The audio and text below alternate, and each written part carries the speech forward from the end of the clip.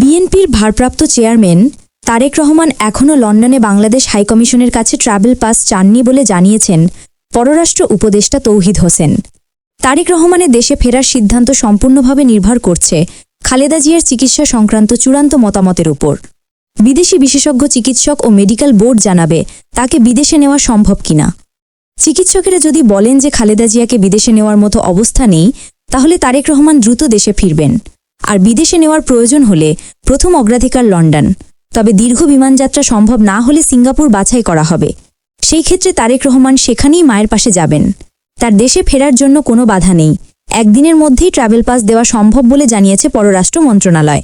23 November শ্বাসকষ্ট দেখা দেওয়ার পর খালেদা জিয়া এবার কেয়ার হাসপাতালে আইসিইউতে চিকিৎসাধীন আছেন এবং তার অবস্থা উদ্বেগজনক। 2008 সালে যুক্তরাজ্যে যাওয়ার পর থেকে তারেক রহমান সেখানেই অবস্থান করছেন। সরকার পরিবর্তন ও মামলার রায় বাতিল হবার পর তার দেশে ফেরার আলোচনা আবার জোরদার হয়েছে। বিএনপি বলছে তিনি খুব শীঘ্রই দেশে ফিরবেন।